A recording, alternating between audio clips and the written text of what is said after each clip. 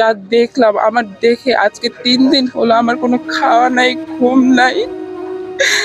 ওদের এইগুলা দেখে একদম আমি ঠিক থাকতে পারতেছিলাম।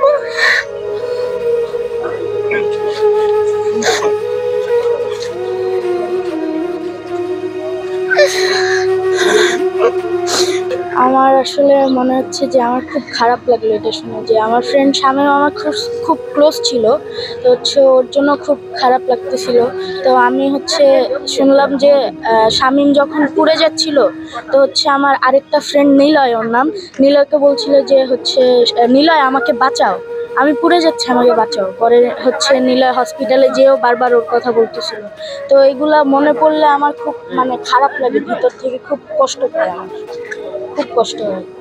মাঝে মাঝে কান্না করে দিই এগুলা ভেবে, যে মাঝে আমরা কত দুষ্টামি করতাম, কত মজা করতাম, আসলে কিছু বলার নেই। ক্লাস 9-এর স্টুডেন্ট। আমার বিল্ডিংটা হচ্ছে 6 নম্বর ভবন, যেটা ওটা হচ্ছে আমাদের বিল্ডিং। এখানে আমাদের বিল্ডিংগুলো হচ্ছে মানে আলাদা আলাদা। তো প্রাইমারি সেকশনের বিল্ডিংগুলো আলাদা, আর হচ্ছে আমাদের ক্লাস 9 থেকে 12 পর্যন্ত ওদের মানে ক্লাসের সেকশনগুলো আলাদা। তো হচ্ছে যখন এই ঘটনা ঘটে, আমার এক্সাম ছিল, আইসিটি এক্সাম ছিল 10টা থেকে 10টা 35 পর্যন্ত। তো আমি এক্সাম দিয়ে মানে 11টার ভিতরে বাসায় চলে যাই।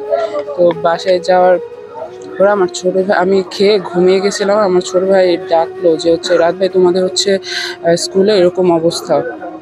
তো আমি ফার্স্টে ভাবছি কি ও হচ্ছে ফাইজলামি করতেছে, যেহেতু ছোট বাচ্চা। তো আমি ঘুম থেকে হচ্ছে হঠাৎ মানে তাড়াহুড়া করে উঠে জাস্ট টিভির সামনে গিয়ে, আমার তো মাথা পুরো একদম হ্যাং হয়ে গেছিলো, আমি কিছু বুঝতে পারতেছিলাম না কি করব। আমি তাড়াতাড়ি ছুটে চলে আসি, আসার পরে যা দেখলাম, আমার দেখে আজকে 3 দিন হলো আমার কোনো খাওয়া নাই, ঘুম নাই। ওদের এইগুলা দেখে একদম আমি ঠিক থাকতে পারতেছিলাম।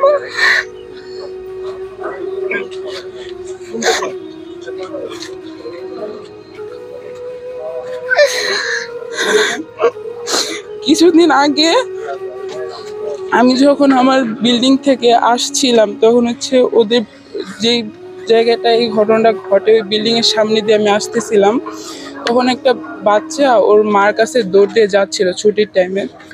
তো হচ্ছে আমার সাথে ও ধাক্কা খেয়ে মানে ও পড়ে যেতে দিয়েছিল, আমি ওকে ধরে ফেলি। তো হচ্ছে আমি ওকে দুষ্টামি করে বলতেছিলাম যে এক বাচ্চা প্যারেন্টসের সাথে এখনো যায়, ফান করে বলছি। ও আমাকে উত্তর দিল, ভাই একদিন দেখবে আমি তোমার মতন বড় হয়ে আমি একা একা বাসায় যাবো, কিন্তু ঘর যেতে পারলো না।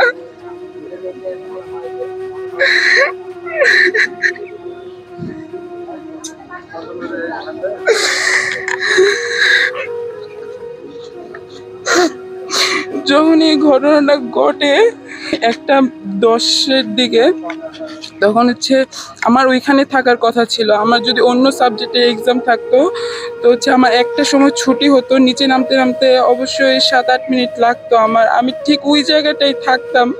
কিন্তু আমার কপাল ভালো ছিল, তার জন্য আমি ওই দিন আগে আমার পরীক্ষা শেষ হয়ে যায়, আমি বাসায় চলে যাই। আমি কি বলবো, আমি কিছু বুঝতে পারতেছি না। আমি শুধু এতটুকুই বলবো, যারা মারা গেছে ওরা যেন জান্নাতবাসী হয়, যারা এখন আহত আছে, হসপিটালে আছে, ওদের জন্য সবাই দোয়া করবেন যেন তাড়াতাড়ি সুস্থ হয়েছে।